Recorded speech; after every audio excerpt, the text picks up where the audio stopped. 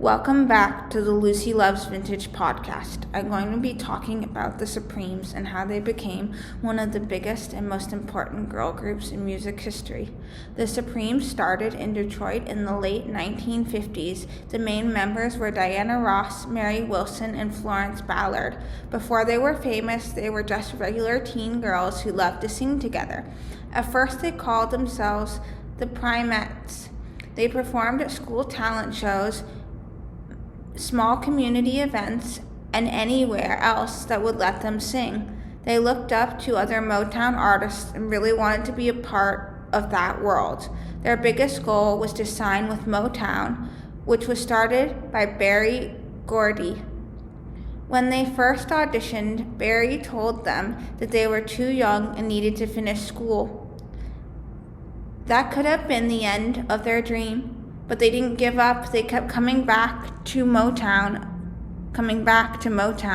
Eventually, Gordy saw how serious they were and signed them. That is when their name changed to the Supremes.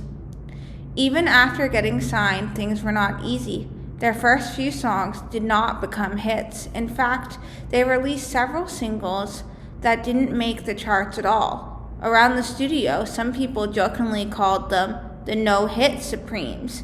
Imagine working that hard and still not seeing success. But instead of quitting, they practiced even more. Motown also focused a lot on image. The girls were taught how to walk in high heels, how to speak in interviews, and how to present themselves in a classy way. Berry wanted Motown artists to appeal to everybody, not just one audience. So the Supremes became known for their elegant dresses, matching outfits, and graceful movements on stage. Then in 1964, everything finally changed. Their song, "Where Did Our Love Go?" became a #1 hit. It was simple, catchy, and easy to sing along to. Suddenly, they were on the radio all the time. After that came more huge hits like Baby Love, Stop in the Name of Love, where with each new song, they became more and more popular. One of the things people loved the most was the Supremes had style.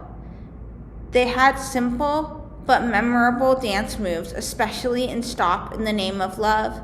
Fans wanted to be like them, so they copied their outfits and hairstyles.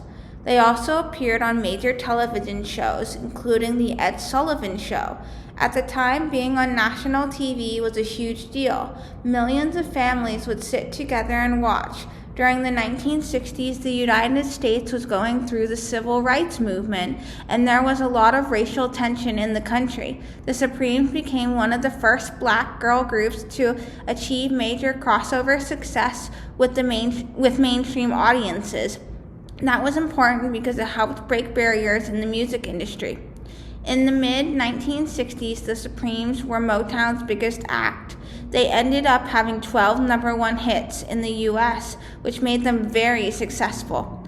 However, success also brought challenges. Diana Ross was the lead singer of most of their songs, and over time, more attention was focused on her. The group's name was eventually changed to Diana Ross and the Supremes.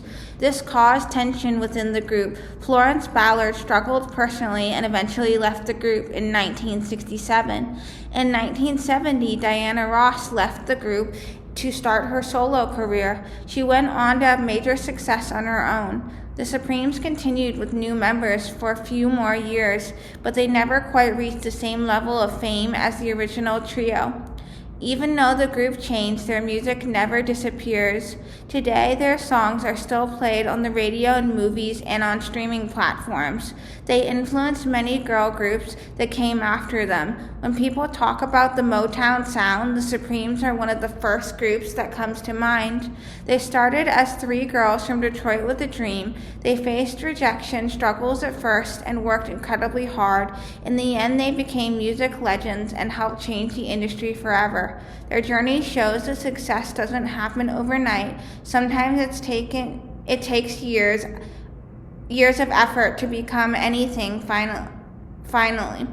come together. Thank you so much for listening to the Lucy Loves Vintage podcast. And as always, you can find this podcast on YouTube, searching the name Lucy Loves Vintage, or on Spotify, searching the name, one word, Lucy Loves Vintage. And thank you for listening to today's episode about the Supremes.